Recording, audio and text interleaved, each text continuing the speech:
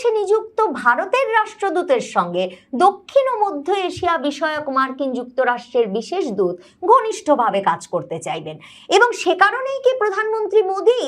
এই ব্যক্তিকে দীনেশ ত্রিবেদীকে মন্ত্রী পদমর্যাদা দিয়ে দিলেন? মানে মার্কিন যুক্তরাষ্ট্র আর ভারত মিলে কি দীনেশ ত্রিবেদীকে তাদের বাংলাদেশ বিষয়ক মন্ত্রী ভাবা শুরু করেছে? বাংলাদেশে গোলামি না আজাদি, আজাদি আজাদি এই স্লোগান দিয়ে 2024-এর 5ই আগস্ট বিরাট পট পরিবর্তন ঘটিয়ে ফেলার পর দেশটার দশা এমন দাঁড়িয়েছে যে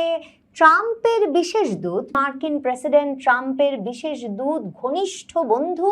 সার্জিও গোর ঢাকায় এসে এখন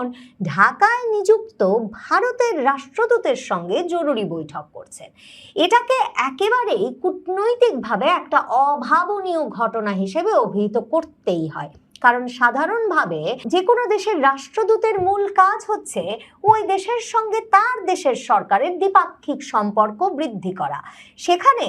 কি কাজ থাকতে পারে ভারতে নিযুক্ত মার্কিন রাষ্ট্রদূতের বাংলাদেশে নিযুক্ত ভারতীয় রাষ্ট্রদূত দীনেশ ত্রিবেদীর সঙ্গে সাক্ষাতের, কিংবা কি কথা তাদের মধ্যে থাকতে পারে যেটা প্রয়োজনীয় প্রেসিডেন্ট ট্রাম্পের দক্ষিণ ও মধ্য এশিয়া বিষয়ক বিশেষ দূত সার্জিও গোরের আলাপ করা বাংলাদেশে বসে ভারতের নিযুক্ত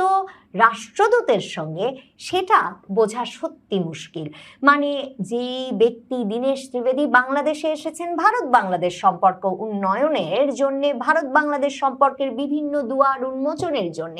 সার্জিও গোর ঢাকায় এসে তার সঙ্গে কথা বললেন, সেটা আবার সরাসরি সার্জিও গোর এবং দীনেশ ত্রিবেদী দুতরফেই সংবাদ মাধ্যমকে জানিয়ে দেওয়া হলো যে তাদের এই বৈঠক মোটেও কোনো ব্যক্তিগত বন্ধুত্বের বৈঠক নয়। মানে আপনি যে কোনো দেশে গেছেন, আপনার ব্যক্তিগত বন্ধুত্বের বশেও তো আপনি যে কারো সঙ্গে দেখা করতেই পারেন, সৌজন্য সাক্ষাৎ করতে পারেন, নৈশভোজ করতে পারেন,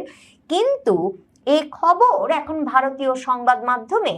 সার্জিও গোর, কূটনৈতিক সূত্র এবং দীনেশ ত্রিবেদীর বরাতে দেওয়া হচ্ছে যে এই দুইজন বসে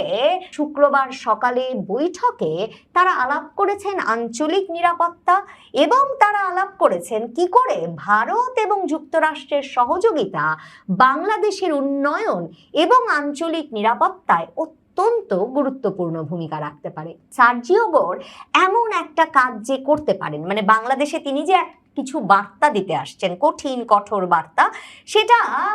সরকার না বোঝার ভান করছিল বটে, কিন্তু বুঝতে কারো অসুবিধা হচ্ছিল না। বিশেষ করে তারেক রহমান চীন সফরে যাবার 33 দিনের মাথায় সার্জিও গোরের এই সফর, এবং এমন একটা পরিস্থিতিতে যখন বাংলাদেশের সঙ্গে বাংলাদেশের এই নবনির্বাচিত নতুন সরকারের সঙ্গেও ভারত সরকারের সম্পর্কটা একেবারেই স্বাভাবিক হয় নাই। ধরেন এই সার্জিও গোরের বন্ধু ঘনিষ্ঠ ব্যক্তি দীনেশ ত্রিবেদী, যিনি প্রধানমন্ত্রী মোদীরও অত্যন্ত ঘনিষ্ঠ, এবং সেই ঘনিষ্ঠতার কারণে রাজনৈতিক নিয়োগ দিয়ে ভারতের বিজেপির এই বর্ষিয়ান রাজনীতিবিদকে ভারতের প্রধানমন্ত্রী বাংলাদেশে পাঠিয়েছেন এই সংকটকালে